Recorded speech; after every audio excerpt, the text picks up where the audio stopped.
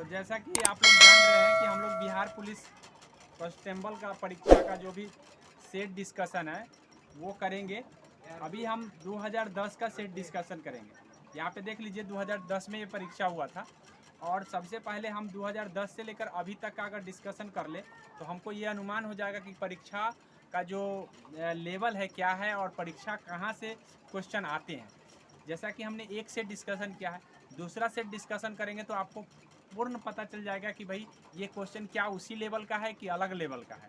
तो अभी दूसरा सेट है, पहला सेट हो चुका है, दूसरा सेट 2010 का है, पूछा गया है। यहाँ पे देख लीजिए पहला क्वेश्चन बोला हिंदी। यहाँ उस समय बाई फॉरगेट करके पूछा जाता था तो पहले हिंदी दिया है, हिंदी में समझ लीजिए। हिंदी में बोला है यहाँ पे कि उपयुक्त शब्द क्या है, किसके लिए, तो स्त्री पुरुष के लिए। स्त्री पुरुष के जोड़ा को हम क्या कहते हैं, तो स्त्री पुरुष के जोड़ा को हम दंपत्ति कहते हैं। ये बात ध्यान में रखेंगे, स्त्री पुरुष के जोड़ा को क्या कहेंगे, हम दंपत्ति कहेंगे। आगे है अगला क्वेश्चन बोला है कि निम्नलिखित में से किस वाक्य में अकर्मक क्रिया है। तो याद रखिएगा कि क्रिया का फल अगर कर्ता पर पड़ता है तो वो अकर्मक होता है और कर्म पर पड़ता है तो सकर्मक होता है। अब यहाँ पे देख लीजिए गेहूँ पीस रहा है, मैं बालक को जगाता हूँ, तो यहाँ पे कर्ता तो मौजूद है ना, जगाने वाला बालक जगवाता हूँ, यानी कहने का मतलब है कि ये आपका सकर्मक है। ठीक है। मदन गोपाल का हंस रहा है, राम पत्र लिखता है, तो यानी सब सकर्मक वाला है। ये को गेहूँ पीस रहा है, ये जो है ना आपका अकर्मक है। इसमें मदन गोपाल को हंसा रहा है, तो हंसा रहा है तो यानी करने वाला गोपाल पर न फर्क पड़ेगा, हंसेगा तो हंसने का काम कौन, गोपाल न पड़ रहा है, तो कर्म पर न हो गया। तो इस तरह से राम पत्र लिखता है, तो यानी कहने का मतलब है कि राम पत्र लिखता है तो क्रिया का फल जो है ना, जहाँ लिख रहे हैं वहाँ कागज खत्म हो रहा है, तो उस परिस्थिति में यहाँ देख लीजिए यहाँ पे अकर्मक क्रिया जो है ना, गेहूँ पीस रहा है। सेकेंड है मैं बालक का जगवाता हूँ, तो बालक को जगवाता हूँ तो जगेगा तो बालक को न फर्क पड़ेगा। हाँ, यानी दूसरे से काम करवा रहा है, खुद नहीं कर रहा है, तो क्रिया का फल कर्ता पर नहीं पड़ रहा है। क्रिया का फल कर्ता पर पड़ जाए तब अकर्मक होगा, दूसरे पर पड़ गया तो सकर्मक होगा। तो मेरे ख्याल से ये अकर्मक और सकर्मक क्रिया हमने बताया था। अगर क्रिया आप अच्छे से पढ़े होंगे तो आपको इस तरह से आप देख लीजिए कि कितना बड़ा रोल है ग्रामर का। ग्रामर का भी रोल रहेगा आपके हिंदी में। यहाँ देख लीजिए निज भाषा उन्नति है, सब उन्नति को मूल, मतलब ये लाइन सीधा का सीधा लाइन है। तो ये आप जब तक आपको ये लाइन पता नहीं कि कहाँ का है तब तक आप नहीं बता पाएंगे। हालांकि ये लाइन मैथिली शरण गुप्त का है, याद रखिएगा कि ये मैथिली शरण गुप्त का है, ये बात ध्यान कर लेंगे। उसके बाद आप बोला है कि निम्न में अर्थ चयन कीजिए। अर्थ चयन करना है, बोला है अली को चुनना है या आली को चुनना है। तो कली और भौरा जो है ना, अली और आली ही होता है, ये सही है। ठीक है। सखी आली होता है और भौरा अली होता है, याद रखिएगा। भौरा आली है, ठीक है, भौरा और सखी। और उसके बाद है भौरा और सखी, तो उल्टे शब्द को चुनना है। याद रखिएगा कि उल्टा शब्द इसमें कौन है, तो आपको ध्यान रखना है कि उल्टा शब्द में भौरा जो है ना अली होता है और सखी क्या होता है, आली होता है। सखी जो होता है आली होता है। तो यहाँ पे देखिए सखी को क्या दे दिया है, सखी को अली में दे दिया है, तो दूसरा नंबर सवाल यहाँ पे गलत हो गया। ठीक है। सखी आली होता है और भौरा क्या होता है, भौरा जो जब सखी के साथ आएगा भौरा और सखी, तो याद रखिएगा कि ये मिलान गलत है, ये वाला। ठीक है, मतलब ये गलत है, बाद बाकी सब सही है। यहाँ पे बोला है कि सही युग्म को सही युग्म को चुनना है, यही युग्म सही है, बाद बाकी गलत है। सॉरी, बाद बाकी गलत होगा, ये सही होगा। ठीक है, उल्टा बोला गया। आगे यहाँ देख लीजिए, यहाँ बोला है घर का जोगी जोगना, आन गांव का सिद्ध। तो ये मुहावरा से पूछा है, इसका मतलब है आपको मुहावरा भी पढ़ना पड़ेगा। ठीक है। अब यहाँ पे बोला है कि इसका मतलब क्या होगा, तो आप जब घर के ज्ञानी को आप सम्मान नहीं दीजिएगा तो इसी को बोलते हैं घर के जोगी जोगना। तो ऑप्शन नंबर 1 हो जाएगा। यहाँ पे अगला देख लीजिए, सही वाक्य को चयन कीजिए। तो सही वाक्य मतलब इसमें कौन है, तो शायद आप असफल हो गए।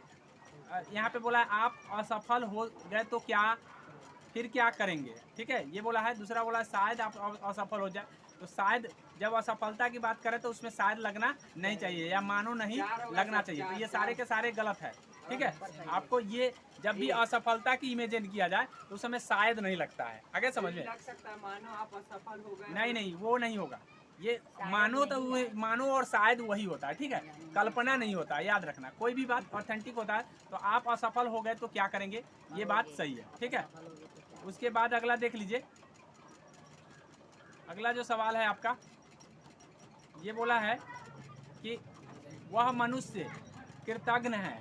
तो इसमें बोला है कि उसमें से कलंकित शब्द, उसमें से एक कलंकित शब्द है, कलंकित शब्द को बताना है। तो कृतज्ञ एक कलंकित शब्द होता है। और जो व्यक्ति एहसान फरोश होता है, मतलब एहसान किए गए एहसान को नहीं मानता है, उसको हम कृतज्ञ बोलते हैं। क्या बोलते हैं? कृतज्ञ। तो ये बात ध्यान रखिएगा कि एहसान फरोश को हम कृतज्ञ बोलते हैं, मतलब एहसान को ना माने। जैसे आपने किसी को भलाई कर दिया और वो एहसान को भूल गया तो उस व्यक्ति को कृतज्ञ कहते हैं। क्या कहते हैं? कृतज्ञ। आगे है, अगला शब्द है कि वाक्य को लिखे उपयुक्त शब्द बताइए। मतलब जो लिखा है उसका उपयुक्त शब्द कौन है? गुण दोष का सम्यक रूप से विवेचना। मतलब अगर किसी का आप गुण भी बता रहे हैं और दोष भी, मतलब दोनों पर विवेचना कर रहे हैं तो उसको हम समालोचना कहते हैं। याद रखिएगा कि गुण और दोष दोनों बता रहे हैं तो उसको क्या कर रहे हैं आप? समालोचना कर रहे हैं। लेकिन आलोचना क्या होता है? जब खाली आप उसको दोष बताइएगा तो वो आलोचना है, खाली दोष बताइएगा तो आलोचना है, और गुण और दोष दोनों बताइएगा तो समालोचना है। तो मेरे ख्याल से ये बात आपको समझ में आ गया होगा। आगे बोला है कि पैर फैलाकर सोना। मतलब पैर फैलाकर सोना का मतलब है कि निश्चिंत होकर सोना। मान लीजिए कोई जा करके या निश्चिंत होकर सो गया तो इसका मतलब क्या है? पैर फैलाकर सोना। तो ये मुहावरे का अर्थ है निश्चिंत होकर के सोना। आप ध्यान रखेंगे। आगे है आजन्म। आजन्म का मतलब होता है जन्म भर। आजन्म का मतलब होता है जन्म भर। अब जहाँ ये भर आ जाता है वो अव्ययी भाव समास होता है।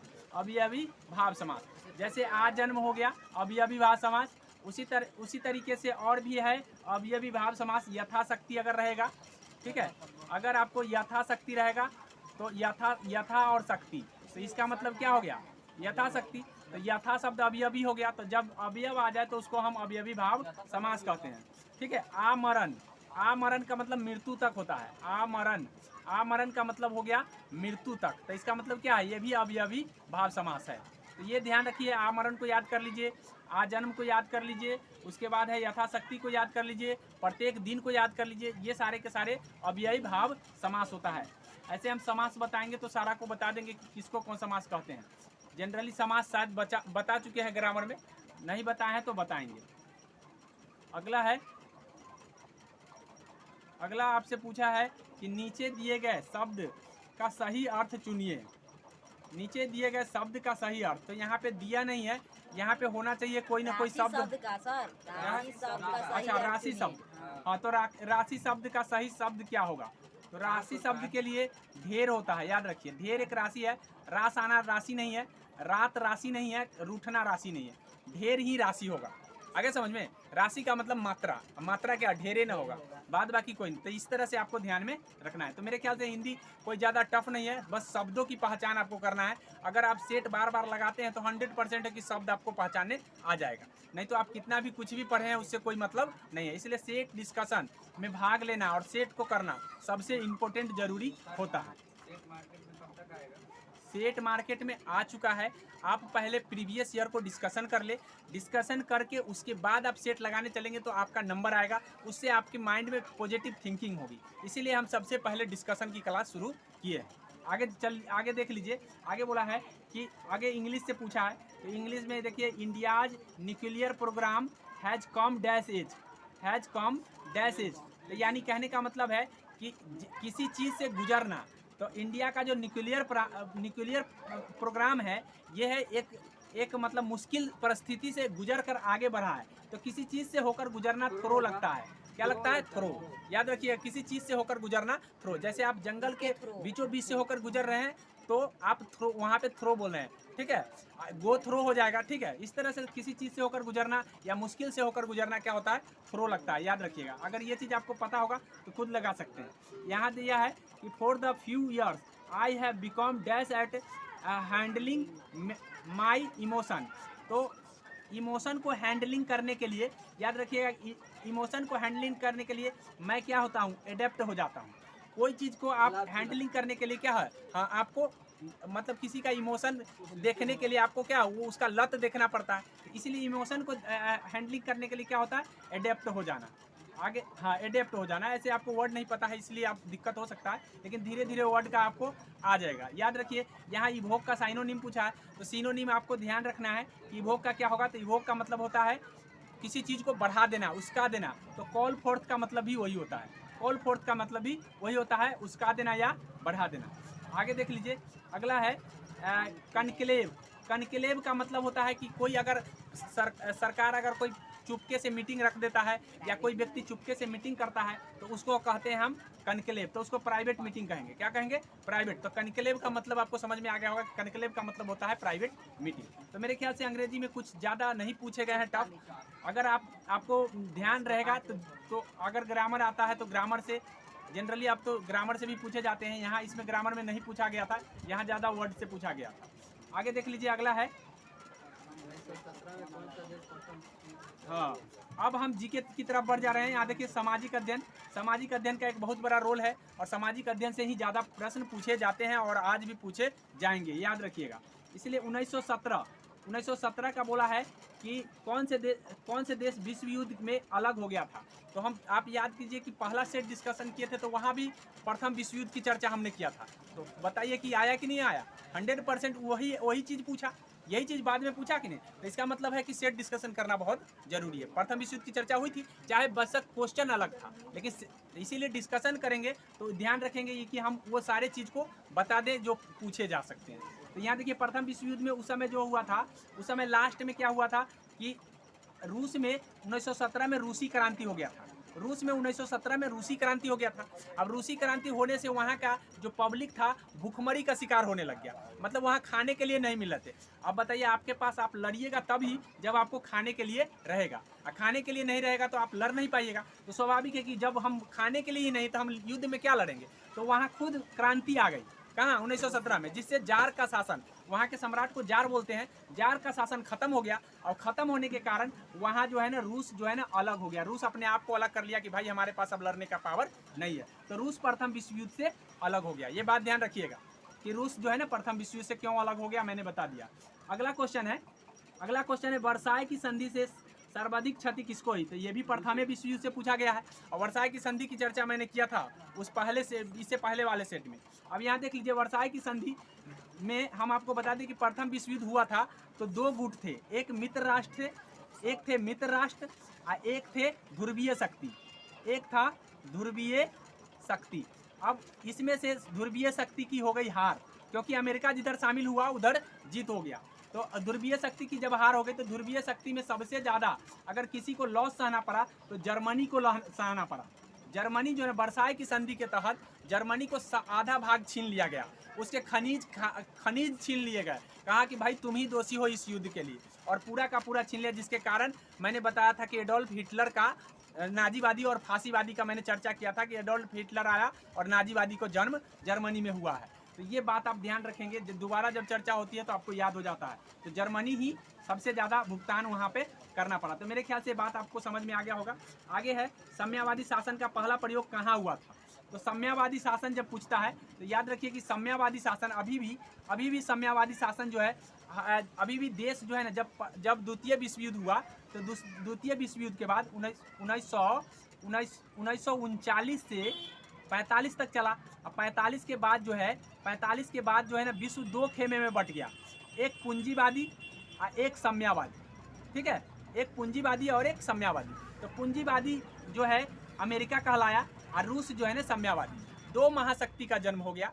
ठीक है, जिसमें से एक पूंजीवादी कहलाए और एक साम्यवादी। हालांकि दो गुटबंदी होती चली गई, लेकिन भारत का देन है कि गुट निरपेक्ष आंदोलन चलाया। उसने कहा कि भाई हम किसी गुट में शामिल नहीं होंगे, हमको जिससे मन होगा उससे हम दोस्ती करेंगे, जिससे मन होगा हमको कोई अपना नहीं, कोई पराया नहीं। तो इस तरह से एक तीसरी दुनिया का भी जन्म हुआ जिसमें भारत का नाम आता है, याद रखिएगा। इसीलिए है कि उसको हम कहते हैं गुट निरपेक्ष कहते हैं। क्या कहते हैं? गुट निरपेक्ष। तो ये बात ध्यान रखेंगे। तो यहाँ पे हमसे पूछा था कि साम्यवादी कहाँ हुआ था, तो आप रूस लगा सकते हैं। क्या लगा सकते हैं? रूस। जब इतना बात आपको पता होगा तो रूस लगा सकते हैं।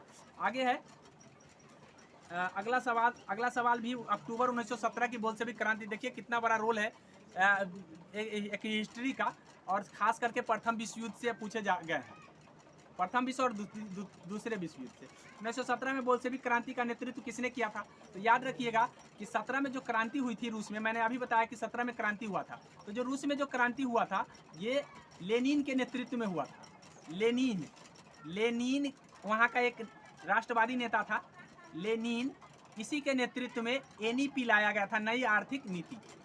तो कब लाया गया था ये पूछा जाता है, तो 1924 में, याद रखिएगा 1924 में एनईपी ला करके वहाँ की व्यवस्था को उसने सुदृढ़ किया। हालांकि 1924 में उसकी डेथ हो गई। आज भी टूरिस्ट के रूप में लेनिन का शव रखा हुआ है, ये ध्यान कर लीजिए, आज भी रखा हुआ है, क्योंकि लोग वहाँ उसको देखने जाते हैं।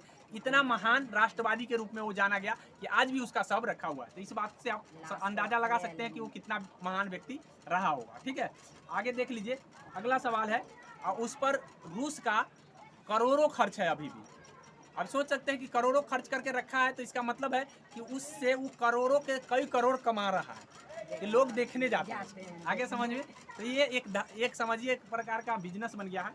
आगे देख लीजिए, आगे क्या कर रहा है कि उस समय बोला बोल्शेविक क्रांति के समय नेतृत्व कौन किया था, मतलब नेतृत्व किसने किया था? तो लेनिन। लेनिन, हमने इससे पहले आपको बताया था कि लेनिन के बाद कौन सत्ता संभाला था, तो स्टालिन। मैंने इससे पहले आपको वीडियो में बताया हुआ, तो ये बात आप समझ जाइए, स्टालिन इसके बाद आ गया था। आगे अगला क्वेश्चन है कि देख लीजिए 20 नंबर सवाल क्या कहा है। 20 नंबर में बोला है कांग्रेस का चुनाव चिन्ह क्या है, तो ये तो सबको पता है 2010 में, लेकिन उस समय के बच्चा के लिए टफ ही रहा होगा, क्योंकि 2010 में उतना जागरूक बच्चा नहीं हो रहा होगा। ठीक है, अब हम कांग्रेस की बात कर ले तो कांग्रेस, ये बात ध्यान कर लीजिए कि जब पार्टी की बात आती है तो पार्टी में आपको ध्यान रखना है कि अभी वर्तमान में राष्ट्रीय पार्टी कितनी है। तो अभी पहले हाल ही में बस एक ही महीना की बात है, करंट न्यूज है, कि इससे पहले 8 गो राष्ट्रीय पार्टी था। ये एक सवाल आने का पूरा संभावना है। पार्टी कितने थे राष्ट्रीय? 8, लेकिन अब हो गए हैं 6, 2 गो पार्टी हट गया है। ठीक है, अब हम सबकी चर्चा अभी कर दे रहे हैं। आपको ध्यान रखना है कि अभी राष्ट्रीय पार्टी कौन कौन है, ये ध्यान कर लीजिए। एक तो हो गया बीजेपी, दूसरा हो गया कांग्रेस, तीसरा आरजेडी नहीं है, तीसरा है आपका एएपी, आम आदमी पार्टी। ठीक है, हाँ, तीसरा हो गया एएपी, चौथा हो गया NPP, National People's Party, NPP, National People's Party, Conrad Sangma का पार्टी है, ये मेघालय का पार्टी है। ठीक है, अब नेशनल पीपुल्स पार्टी हो गया, एक वो है बसपा है, बीएसपी।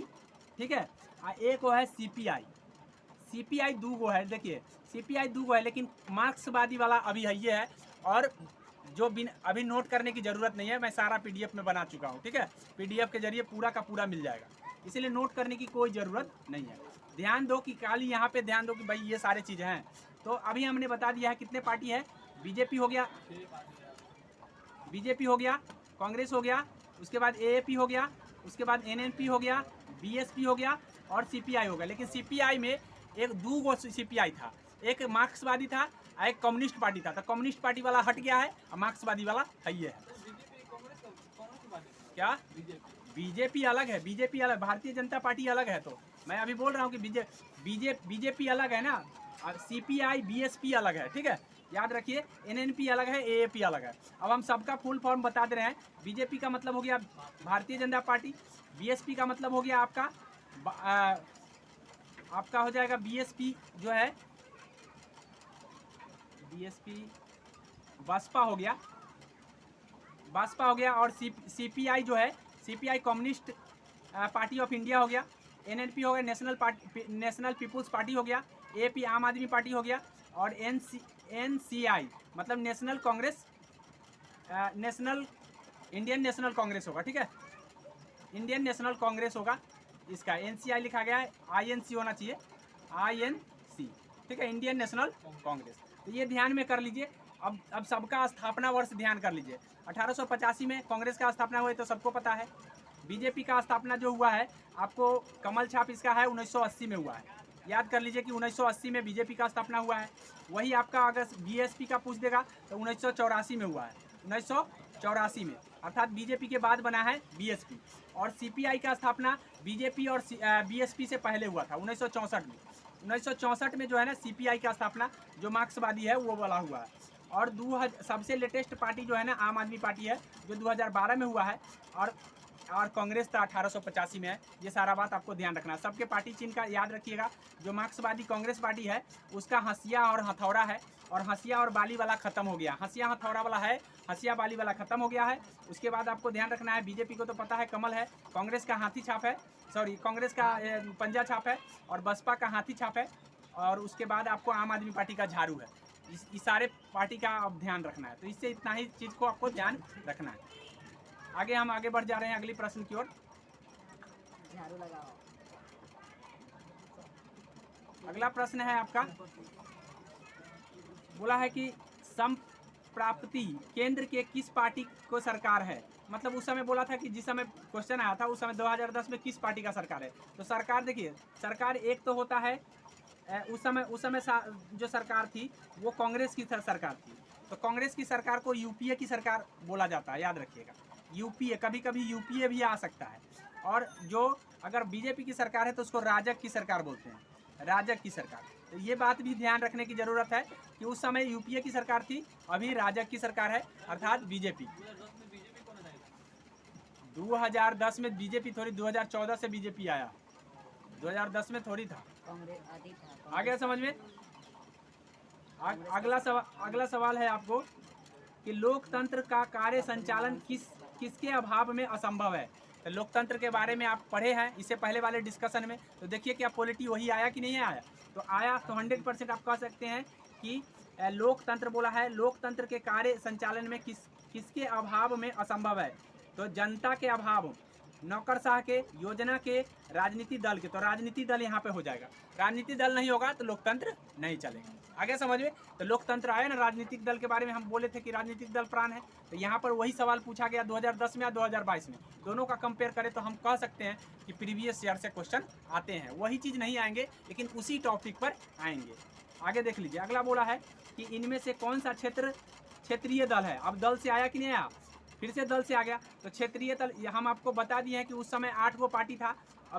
अभी जो वर्तमान में जो है ना 6 पार्टी है, लेकिन यहाँ पे अकाली दल क्षेत्रीय दल है। अकाली दल, जनता दल उस समय जो है ना, जो राजद है ये भी राष्ट्रीय पार्टी हुआ करता था, लेकिन राष्ट्रीय पार्टी की दर्जा इसको छीन लिया गया है।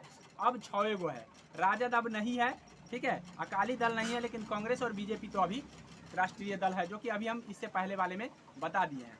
तो मेरे ख्याल से इतना बात आपको समझ में आ गया होगा। अब 24 नंबर सवाल देख लीजिए। 24 नंबर सवाल बोला है कि भारत के अंतरिक्ष प्रणाली, भारत का अंतरिक्ष प्रणाली संबंधित स्थल युग्मों को सही मिलान कीजिए। तो अंतरिक्ष प्रणाली से हम तारापुर के बारे में, परमाणु केंद्र के बारे में बताए थे ना। तो अंतरिक्ष से भी पूछा जा रहा है, इसलिए ध्यान रखिएगा कि अंतरिक्ष से जो है ना पूछा जाएगा, चाहे वो परमाणु से संबंधित हो, चाहे वहाँ का किसी भी तरीके से। तो याद रखिएगा कि इसरो जो है ना, इसरो का मुख्यालय ISRO को हम इसरो बोलते हैं, इंडियन स्पेस रिसर्च ऑर्गेनाइजेशन इसका फुल फॉर्म होता है। तो पूछा जा सकता है कि इसरो का फुल फॉर्म क्या है, इंडियन स्पेस रिसर्च ऑर्गेनाइजेशन। अब उसके बाद है इसरो का जो मुख्यालय है बेंगलुरु में है, बेंगलुरु, ठीक है, बेंगलुरु में इसका मुख्यालय है, ये ध्यान कर लीजिए।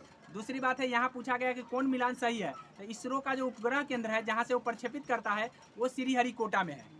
इसरो का जो प्रक्षेपित केंद्र है वो कहाँ है, श्रीहरिकोटा में है। तो ये बात ध्यान में कर लीजिए, इसका यही मिलान सही है, बाद बाकी सब गलत है। ये इसलिए हमको इससे पढ़ना जरूरी है, ध्यान में कर लीजिए। और साथ में आपको ये भी पढ़ लेना है कि परमाणु विभाग जो बना था, परमाणु जो विभाग बना था वो बना था 1954 में, 1954 में परमाणु विभाग। लेकिन इसरो की स्थापना 1969 में हुआ है, 1969 में। और उससे पहले एक परमाणु आयोग अगर पूछेगा तो 1948 में। तो आयोग कब बना, 48 में, विभाग कब बना तो 54 में, और इसरो की स्थापना कब हो गया तो 1969 में। तो ये बात पूछे गए हैं और पूछे जाएंगे कि इस सब आपको ध्यान रखना है। 3 चीज़ पूछे जाएंगे, या तो विभाग की या तो आयोग की स्थापना। तो पहले आयोग बना, तब विभाग बना, और तब जाकर के इसरो की स्थापना हो गया। तो मेरे ख्याल से समझ में आ गया होगा। अब अगली बात हम आपको बता दें कि उपग्रह प्रक्षेपण केंद्र इसका कहाँ है, श्रीहरिकोटा आंध्र प्रदेश में पड़ता है। इस बात को आप ध्यान में रखेंगे। अगला सवाल अब देख लेते हैं। अगला सवाल में बोला है कि कौन जुड़वा खनिज है। तो यह इसका मतलब ये है कि आपको खनिज से पूछा जाएगा। खनिज से पूछने का मतलब है कि ये ज्योग्राफी का सवाल है और खनिज आपको ज्योग्राफी में पढ़ना पड़ेगा। यहाँ देख लीजिए, सीसा और जस्ता को जुड़वा कहते हैं, क्योंकि सीसा और जस्ता एक जगह काम में आता है, इसीलिए हम इसको जुड़वा तत्व या जुड़वा खनिज के नाम से जानते हैं। अगला सवाल है कि स्वतंत्र भारत के प्रथम मुगल बादशाह बहादुर शाह जफर को निर्वासित किया गया था। तो मुगल बादशाह, इसका मतलब आपको मुगल बादशाह को भी पढ़ना पड़ेगा, ठीक है। अब यहाँ पे बहादुर शाह जफर हम वहाँ दे दिए हुए हैं, 1857 लिखा हुआ है। तो 1857 में क्या हुआ कि ये जो है 1857 में इसको अंग्रेजों द्वारा पकड़ लिया गया और हुमायूं की कब्रगाह से पकड़ करके पूछा जाता है कि कहाँ से पकड़ा गया था, तो हुमायूं के कब्रगाह से। तो हुमायूं के कब्रगाह से पकड़ के इसको म्यांमार भेज दिया। म्यांमार बर्मा के नाम से जाना जाता है, उस समय बर्मा के नाम से जाना जाता था। तो म्यांमार जो है ना भेज दिया। अब म्यांमार में कहाँ भेज दिया, तो रंगून जेल होता था, उस रंगून जेल में उसने भेज दिया था। तो यहाँ पे बोला गया है कि कहाँ भेजा गया, तो रंगून भेजा गया। ये बात ध्यान में कर लें। तो बहादुर शाह जफर से बहादुर शाह अंतिम शासक हुआ, ये ध्यान में कर लीजिएगा। मुगल बादशाह जो है ना अंतिम शासक कौन हुआ, तो बहादुर शाह जफर या बहादुर शाह द्वितीय उसी को कहते हैं। और इसको पकड़ करके 1857 की क्रांति में भाग लेने के कारण अंग्रेज इसको पकड़ करके वहाँ रंगून भेज दिया और रंगून में ही इसकी मृत्यु हो गई। तो वहाँ से मुगल बादशाह खत्म हो गया, ये बात ध्यान में कर लें। अब अगला सवाल की ओर बढ़ जा रहे हैं। अगला सवाल बोला है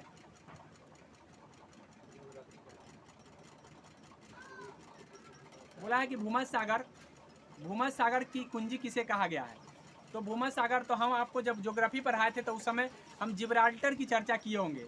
ऊपर में आपका है यूरोप, ठीक है, ऊपर में आपका यूरोप है और नीचे में साउथ अफ्रीका है। कौन है, अफ्रीका। तो अफ्रीका, इसके बीच में जो है ना आपको एक भूमध्य सागर है। भूमध्य सागर की कुंजी किसे कहा है, तो एक बनाया गया है, नहर बनाया गया है जिसको हम जिब्राल्टर नहर के नाम से जानते हैं। जिब्राल्टर, ये जलसंधि बना है जिसको हम भूमध्य सागर की कुंजी कहते हैं। यहाँ पे क्या बना हुआ है, जिब्राल्टर जलसंधि, क्योंकि इधर आपको अटलांटिक महासागर पड़ रहा है और इधर आपका पड़ रहा है भूमध्य सागर। तो ये दोनों के बीच को जोड़ने के लिए जो जलसंधि बना है, उसी जलसंधि का नाम है आपको जिब्राल्टर जलसंधि। तो मेरे ख्याल से याद रखेंगे कि ऊपर में यूरोप है, नीचे में अफ्रीका है और बीच में यहाँ पे क्या है, एक जलसंधि बना हुआ है, उसका नाम है जिब्राल्टर। वो किसको जोड़ रहा है, तो उसको जोड़ रहा है अटलांटिक महासागर से भूमध्य सागर को, इसीलिए भूमध्य सागर की कुंजी के नाम से जाना जाता है। चाहेंगे तो इसको बंद कर देंगे तो दोनों का रास्ता बंद हो जाएगा, इसीलिए ये कुंजी बन गया है, ठीक है। इसीलिए हम इसको कुंजी कहते हैं। इसीलिए जल संधि पढ़ना बहुत जरूरी है, क्योंकि जल संधि से आएंगे। तो ज्योग्राफी की क्लास में हम जल संधि की क्लास कराएंगे आपको। आगे देख लीजिए, अगला है आपको यहाँ पे बोला है कि सिजगी क्या है। तो सिजगी को हम याद रखिएगा, सिजगी जो है ना, सिजगी को हम युति और ब्यूटी बोलते हैं, युति और ब्यूटी, ठीक है। अब ये क्या होता है युति ब्यूटी, आप तो पहली बार बता रहे सर। तो युति और ब्यूटी क्या होता है मैं बता दूं आपको। तो ये आपका मान लीजिए कि ये आपका सूर्य है, ठीक है, सूर्य है। अब बीच में आ गया चंद्रमा, ठीक है, बीच में आ गया, ठीक है, बीच में आ गया चंद्रमा। तो बीच में जब चंद्रमा आता है और फिर यहाँ आ गया अर्थ, ठीक है, यहाँ अर्थ आ गया, तो इस परिस्थिति को सीधा इस सीधाई दिशा को हम युति कहते हैं। क्या कहते हैं, युति। इसका नाम युति या सिजगी कहा जाता है, ठीक है, इसका नाम युति या सिजगी है, ठीक है, याद रखिए। अंग्रेजी में सिजगी बोलते हैं, हिंदी में युति कहते हैं। लेकिन यही परिस्थिति अगर यहाँ पे चंद्रमा आ जाएगा और यहाँ अर्थ हो जाएगा, यहाँ अर्थ, यहाँ मून हो गया, यहाँ सन हो गया, तो इस स्थिति को ब्यूटी कहते हैं। क्या कहते हैं, ब्यूटी। हालांकि दोनों स्थिति को सिजगी ही बोला जाता है, लेकिन युति और ब्यूटी होता है। तो ये मेरे ख्याल से बात समझ में आ गया होगा। सन यहाँ है, सन के बाद आ गया अर्थ, अर्थ के बाद आ गया मून, तो ये हो गया आपका ब्यूटी। क्या, ब्यूटी। लेकिन सन के बाद आ गया चंद्रमा और चंद्रमा के बाद आ गया अर्थ, तो उस परिस्थिति, उस सीधाई दिशा को हम क्या कहते हैं, युति, ठीक है। तो युति और ब्यूटी को ध्यान में कर लेंगे। अब इस युति ब्यूटी में आपको हो सकता है कंफ्यूजन, ठीक है, कि युति था कि ब्यूटी था, युति था कि ब्यूटी था। तो अब आपको बता दे रहे हैं कि ये देखिए, ये सन है, ठीक है, सन है। अब सन है तो सन के बाद आ गया आपको ये मून आ गया, ठीक है, मून आ गया। तो मून, अब उसके बाद अर्थ आ गया। क्या गया, अर्थ। तो इस परिस्थिति को बताइए कि क्या कहेंगे। तो इसको हम क्या कहते हैं, मून जब आ जाएगा तो याद रखिए मून बीच में है तो युति है। खाली एक को याद रखिएगा कि मून बीच में है तो युति है। क्या है, मून बीच में है तो युति है। एक को याद रहेंगे तो दूसरा अपने आप याद रहेगा। मून बीच में है तो युति है। चलिए आगे देख लीजिए, यहाँ पे बोला है सिजगी क्या है, तो सिजगी आप देख लीजिए, चंद्रमा क्या बोला है, सूर्य तथा चंद्रमा के बीच पृथ्वी की स्थिति, सूर्य पृथ्वी चंद्रमा की एक ही सिधाई को सिजगी कहते हैं, सिधाई को सिजगी कहते हैं। आज सिजगी में युति ब्यूति पूछता तब वो आंसर होता, एक सीध में आ गया तो सिजगी हो गया, लेकिन युति और ब्यूति सीधे में होता है। आगे समझ में, तो ये ऑप्शन नंबर 1 हो जाएगा। आगे समझ में, आगे देख लीजिए, आगे बोला है निम्नलिखित में कौन सा राज हर्षवर्धन के समय जानकारी के लिए सबसे अच्छा स्रोत है। तो याद रखिए कि हर्षवर्धन के यहाँ बाणभट्ट रहा करता था, बाणभट्ट। ये बात आप हिस्ट्री में भी पढ़े होंगे कि हर्ष के यहाँ बाणभट्ट रहता है, और दोनों ने रचना किया है, दोनों रचनाकार है, हर्ष भी रचनाकार है और बाणभट्ट भी रचनाकार है। तो हर्ष क्या क्या लिखा है, तो प्रियदर्शी लिखा है, प्रियदर्शिका लिखा है, ये हर्ष लिखा है। उसके बाद रत्नावली लिखा है, रत्नावली ये हर्ष लिखा है। उसके बाद आपको लिखा है नागानंद। तो हर्ष की रचना भी आप ध्यान में कर लेंगे, और उसके बाद आपको थोड़ा सा बाणभट्ट की रचना भी याद रखना है। बाणभट्ट क्या क्या लिखा है, तो बाणभट्ट लिखा है आपको चंडी शतक लिखा है, याद रखिएगा चंडी शतक किसने लिखा है, बाणभट्ट। उसके बाद हर्षचरित का रचना हर्षचरित नहीं किया है, बाणभट्ट किया है। हर्षचरित का रचना जो है ना आपको ये बाणभट्ट किया है। तो याद रखिएगा चंडी शतक लिखा है, हर्षचरित लिखा है। और उसके बाद एक कलहन को भी ध्यान में रख लीजिए, कलहन राजतरंगिणी लिखा है, तो कलहन को ध्यान में रखेंगे, ये भी दरबारी कवि। आगे बढ़ जाते हैं हम। अब अगला है क्वेश्चन, निम्नलिखित में कौन सा शहर नील नदी के किनारे बसा हुआ है। तो याद रख लीजिए कि नील नदी के किनारे जो है ना खार्तूम बसा हुआ है, ठीक है। ये ना दक्षिणी सूडान की राजधानी है, ठीक है। ऐसे सूडान की राजधानी जूबा है, लेकिन दक्षिणी सूडान की राजधानी खार्तूम है। सूडान अलग है और दक्षिणी सूडान अलग है, याद रखिएगा। दक्षिणी सूडान की राजधानी जो है ना खार्तूम है, और खार्तूम याद रखिएगा कि यही नील नदी पर बसा हुआ है। अब हम बात कर लेते हैं नील नदी की। तो याद रखिएगा नील नदी से क्या याद रखना है, नील नदी जो है ना आपको एक ब्लू नील निकला हुआ है, ब्लू नील, और एक वाइट नील, ठीक है। एक जो है ना उजला नील जिसको सफ़ेद नील कहेंगे, सफ़ेद नील। अब ये दोनों एक जगह जाके मिल गया तो ये नील नदी कहलाया, ठीक है। ब्लू नील और सफ़ेद नील मिल करके क्या कहलाया, नील नदी, ठीक है। तो ये जो है, ये जो आपका ब्लू नील है, ये ब्लू नील ये जो है ना इथोपिया से आया है, और ये जो है ना सफ़ेद वाइट नील जो है ना विक्टोरिया प्लेस से आया है। कहाँ से आया, विक्टोरिया। तो विक्टोरिया झील किस पर है, तो नील नदी पर है। असवान बांध किस पर है, तो नील नदी पर है। तो आपको याद रखना है कि असवान बांध और विक्टोरिया झील, नील नदी से इतना बात आपको ध्यान रखना है। आगे हम बढ़ जा रहे हैं। अगला सवाल बोला है कि संसार का सबसे छोटा महासागर कौन सा है। तो संसार में आर्कटिक महासागर, आप देख लीजिए, हम बता रहे संसार में 5 महासागर है। 5 महासागर में सबसे छोटा महासागर जो है ना आर्कटिक महासागर है, आर्कटिक, ठीक है। आर्कटिक महासागर सबसे छोटा महासागर है। और सबसे बड़ा अगर पूछेगा तो प्रशांत महासागर, सबसे बड़ा पूछेगा तो प्रशांत, सबसे छोटा पूछा तो आर्कटिक। आप ये ध्यान में कर लेंगे। अब हम आगे बढ़ जा रहे हैं। अगला सवाल है, आगे सवाल बोला है कि निम्नलिखित में कौन सा संविधान संशोधन कहता है कि ग्राम पंचायत का 1/3 सीट महिला के लिए आरक्षित होगा। तो अभी हम आज सवेरे ही पढ़ाए हैं, आपको पढ़ाए हैं कि स्थानीय स्वशासन, पढ़ाए हैं स्थानीय स्वशासन। अब स्थानीय स्वशासन का मतलब हो गया पंचायती शासन, ठीक है। तो हमारे देश में पंचायत जो है ना, पंचायत की शुरुआत 1959 से हो गया, लेकिन उस समय ये राजस्थान से शुरू हुआ है, ध्यान रखिएगा, राजस्थान के नागौर जिला से, ठीक है। राजस्थान के नागौर जिला से 1959 में शुरू हुआ, लेकिन उसको संवैधानिक दर्जा प्राप्त नहीं था, मतलब संविधान में नहीं लिखा था कि हमारे यहाँ संविधानिक मतलब पंचायती राज चलना चाहिए। तो क्या किया कि कई कमेटी बनी। अब कई कमेटी बनने में एक सिंघवी समिति आया, एक सिंघवी कमेटी, आपको ध्यान रखना है, सिंघवी कमेटी। अब ये सिंघवी कमेटी ने ही सिफारिश किया था कि पंचायती राज को आप संवैधानिक बना दीजिए। क्या बना दीजिए? संवैधानिक। इसीलिए 73वां संविधान संशोधन हुआ। कौन सा संशोधन हुआ? 73वां। अब ये 73वां संविधान संशोधन से के जरिए पंचायत आया और 74वां के जरिए नगर पंचायत आया। याद रख लीजिए, 74वां भी पूछा जाता है, तो 74वां नगर पंचायत और 73वां जो है ना पंचायत। याद रखेंगे कि 73वां पंचायत और नगर पंचायत पूछेगा तो 74वां। अब ये संविधान के कौन से भाग में जोड़ा गया? तो ये संविधान के आपको ध्यान रखना है कि संविधान का जो सूची अनुसूची कौन से अनुसूची में जोड़ा गया है? तो संविधान का अनुसूची नंबर 11वां बना और 12वां बना। 11वां पंचायत के लिए बना और 12वां जो है ना नगर पंचायत के लिए बना। तो पंचायत पूछेगा तो 11वां और नगर पंचायत पूछेगा तो 12वां। तो मेरे ख्याल से ये बात ध्यान में कर लीजिए कि 11वां और 12वां अनुसूची किस लिए बनाया गया?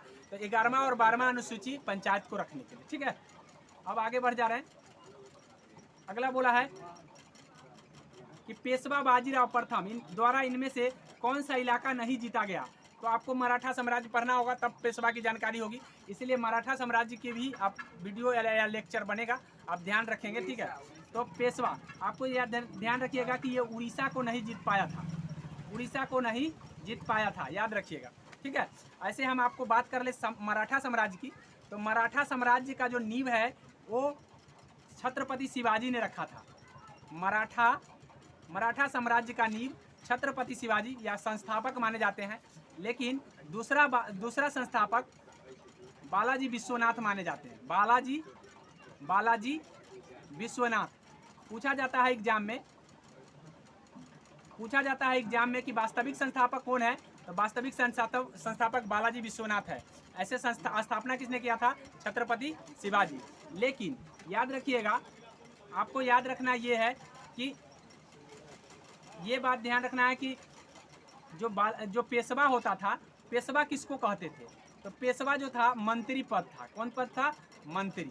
आगे चल करके शासन का बागडोर ले लेता है। पहले मंत्री के पद में था, बाद में चल करके शासन का बागडोर अपने हाथ में ले लेता है। तो इतना बात आपको ध्यान रखना है। आगे बोला है भारत के राष्ट्रपति पद की शपथ। तो राष्ट्रपति की चर्चा मैंने पिछले वीडियो में भी किया था, फिर लोकतंत्र से आपको राष्ट्रपति का आ गया।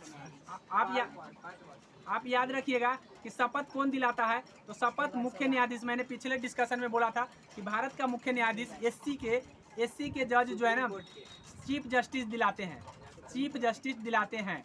लेकिन चीफ जस्टिस अगर नहीं रहेंगे, मान ली उस समय किसी कारणवश चीफ जस्टिस नहीं होंगे, तो वो कौन दिलाएगा? तो चीफ जस्टिस ना होने पर वरिष्ठ न्यायाधीश दिलाएंगे। वरिष्ठ न्यायाधीश, याद रखिएगा कि वरिष्ठ न्यायाधीश, चीफ जस्टिस के ना होने पर वरिष्ठ न्यायाधीश भी दिलाते हैं। ये बात उपराष्ट्रपति और राष्ट्रपति दोनों को शपथ दिलाते हैं। लेकिन आपको ध्यान रखना है कि शपथ दिलाने का कार्य सिर्फ यही करते हैं। आगे देख लीजिए। लेकिन त्याग पत्र देना हो तो राष्ट्रपति उपराष्ट्रपति को देगा। राष्ट्रपति किसको देगा? उपराष्ट्रपति को, और उपराष्ट्रपति राष्ट्रपति को। याद रखिएगा, अगर त्याग पत्र देना है तो ऐसे चलता है, लेकिन शपथ दिलाने का काम कौन करता है? वरिष्ठ। ठीक है, वरिष्ठ न्यायाधीश। ठीक है, मेरे ख्याल से बात आप समझ में आ गया होगा। अगला है राज्यसभा के सदस्यों का कार्यकाल। तो जब मैंने बताया था तो उस समय बताया था कि सदन में दो प्रकार का सदन है। एक लोकसभा है, और एक राज्यसभा। अब लोकसभा को हम निम्न सदन बोलते हैं, लोकसभा को निम्न सदन और इसको उच्च सदन। ठीक है, इसका चुनाव जो है ना प्रत्येक 5 वर्ष पर होता है। इसका जो चुनाव होता है प्रत्येक 5 वर्ष पर होता है, और इसके सदस्य का चुनाव 6 वर्ष के लिए होता है। कितने कार्यकाल के लिए होता है? 6 वर्ष के लिए।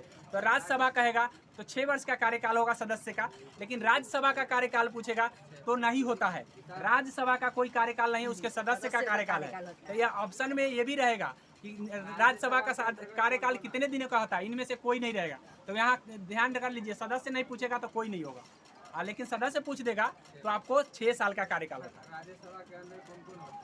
राज्यसभा के अंदर हम आपको बता दिए कि सदन 2 प्रकार के होते हैं, एक लोकसभा, एक राज्यसभा। राज्यसभा के जो सदस्य होते हैं वो विधायकों से चुन करके आते हैं। ठीक है, किसको? नहीं, राज्यसभा जैसे एक सदन है, सदन में लोकसभा होता है, राज्यसभा। तो जो पब्लिक चुन के भेजती है वो लोकसभा होता है, जो विधायकों से चुन के जाता है वो राज्यसभा होता है। आगे समझ में? लेकिन पब्लिक उसको नहीं चुनती है, वो खुद वहीं से ऊपर से। इसीलिए आपका राज्यसभा का जो चुनाव होगा अप्रत्यक्ष होगा। राज्यसभा का चुनाव अप्रत्यक्ष, लेकिन लोकसभा का चुनाव प्रत्यक्ष। ये भी बात ध्यान में कर लें। इसको स्पीकर का किसको? लोकसभा के अध्यक्ष को स्पीकर कहते हैं। लोकसभा के अध्यक्ष को स्पीकर कहते हैं और लोकसभा का सदस्य में से ही स्पीकर चुने जाते हैं, लेकिन राज्यसभा के सदस्य में स्पीकर नहीं चुने जाते हैं। उसका स्पीकर उपराष्ट्रपति होता है। कौन होता है? उपराष्ट्रपति, जो कि उसका सदस्य नहीं है, राज्यसभा का सदस्य नहीं है। ये चीज़ मैंने पिछले वीडियो में भी आपको बताया। तो इतना बात आप ध्यान रखेंगे। आपको ध्यान रखना है कि यहाँ सदस्य है कि नहीं है, यहाँ सदस्य है कि नहीं है। अगर यह सदस्य है तो कार्यकाल 6 वर्ष का हो जाए, सदस्य नहीं होता तो इनमें से कोई नहीं। ठीक है। लोकसभा के सदस्य का कार्यकाल 5 वर्ष का होता है, राज्यसभा के सदस्य का कार्यकाल 6 वर्ष का होता है। लेकिन लोकसभा के सदस्य, राज्यसभा का जो सदस्य होता है, प्रत्येक 2 वर्ष पर 1/3 सदस्य मतलब रिटायर होते हैं। प्रत्येक 2 वर्ष पर कितना सदस्य रिटायर होते हैं? 1/3 सदस्य। मतलब सदन में जितना सदस्य होगा उसका 1/3 सदस्य जो है ना रिटायर होगा। कितने सालों पर? 2 साल पर। तो 2-2 साल पर जो है ना चेंज होता रहता है। लेकिन कार्यकाल कितने वर्ष करते हैं? 6 वर्ष करते हैं। 6 वर्ष पूर जाते हैं तो वो रिटायर हो जाते हैं। आगे समझ में? चलिए आगे बढ़ते हैं। अगला सवाल है, आप देख सकते हैं कि फिर से मुगल बादशाह पूछा है, इसलिए आपको मुगल बादशाह आपके लिए इम्पोर्टेंट है। यहाँ पे बोला है कि इस कार्यकाल के अनुसार सजाइए, तो आप उसको देख करके देख सकते हैं कि सजा सकते हैं। देख लीजिए, वहाँ लिखा है आपको बाबर जो है ना, बाबर सबसे पहले आता है 1526 में। उसके बाद आ जाता है हुमायूं, जो आ जाता है 1530 में। ठीक है। उसके बाद आ जाता है 1530 में आ जाता है। उसके बाद अकबर आता है 1556 में। ठीक है। उसके बाद आ जाता है आपका, अकबर के बाद आता है जहांगीर जो 1605 में आता है। इस तरह से आप सजा सकते हैं डेट को देख करके। 1605 में जहांगीर आया। उसके बाद बाबर आया, सबसे पहले बाबर आया। उसके बाद आया आपको हुमायूं आया। ठीक है। हुमायूं, तब अकबर, तब इस तरह से आप समझ सकते हैं बात को। तो डेट के अनुसार यहाँ पे देखिए, यहाँ हम सजाएंगे तो हुमायूं सबसे पहले होगा कि नहीं? बाबर नहीं दिया तो हुमायूं होगा। हुमायूं कब आया था? 1530 में। 1530 में। उसके बाद आप देख लीजिए, उसके बाद कौन आया? 1556 में। हुमायूं के बाद अकबर आया है। तो हुमायूं के बाद यहाँ पे देखिए 4 वाला में हुमायूं के बाद अकबर आया 1556 में। उसके बाद जहांगीर आया 1605 में, और उसके बाद शाहजहां आ गया। तो आप 4 नंबर पर लगा देंगे।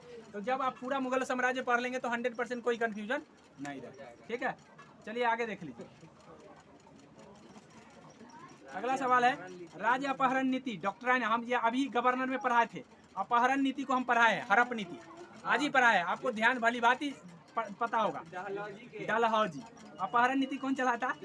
लेकिन समाप्त केनिंग किया था, याद रखिएगा। समाप्त कौन किया था? केनिंग। तो डलहौजी कब किया था? 1848 में। 1848 से 56 तक इसका कार्यकाल था। 1848 में इसने हड़प नीति लाया और क्या किया? सबको हड़पना शुरू किया। सबसे पहले उसने सतारा को हड़पा। सबसे पहले 1848 में सतारा को हड़पा। तब संबलपुर, जैतपुर संबलपुर। ठीक है।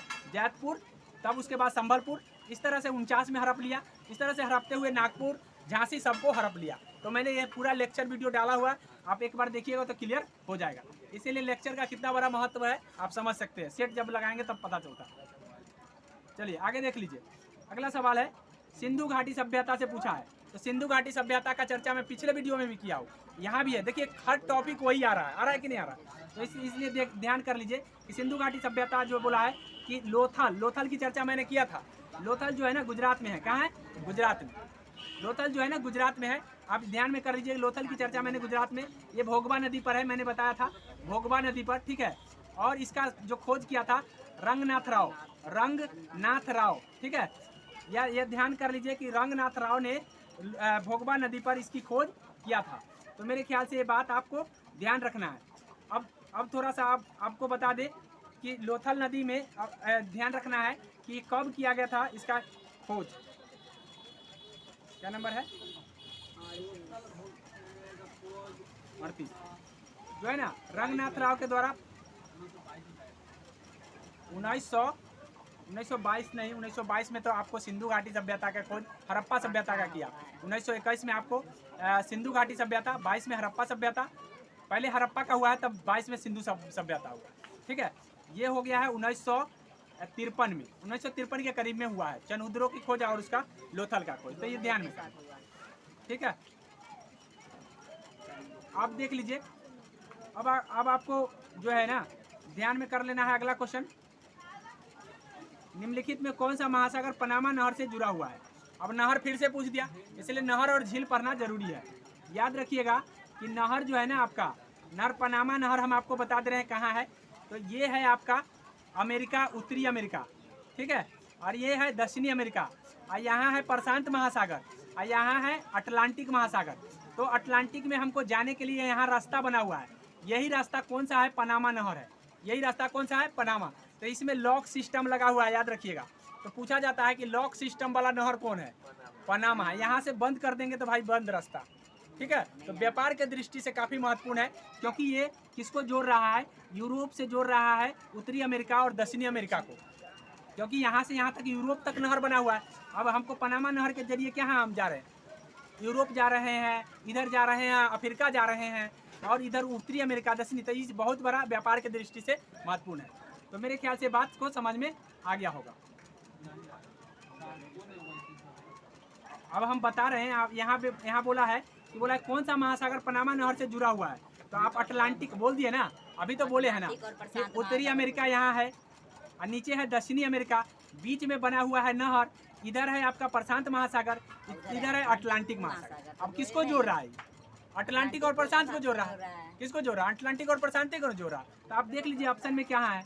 अगर लोकेशन आपको याद रहेगा तो यहाँ देख लीजिए, यहाँ ऑप्शन में अटलांटिक और प्रशांत दिया है ना। चलिए आगे बढ़ जा रहे हैं। अगला बोला है भारत में वृक्षारोपण उत्सव, जिसे वन महोत्सव कहा जाता है, का जन्मदाता कौन है? तो के मुंशी है, याद रख लीजिएगा। ये प्रीवियस ईयर उस समय जो है ना 1960 के दशक में के मुंशी ने वन महोत्सव मनाना शुरू किया था। और प्रत्येक जुलाई के प्रथम सप्ताह का मनाते हैं। याद रखिएगा, प्रत्येक जुलाई के प्रथम सप्ताह को वन महोत्सव दिवस मनाते हैं, और के मुंशी के द्वारा 1960 के दशक में शुरू किया गया था। तो याद रख लीजिए इस बात को, यहीं पर इंड कर देते हैं।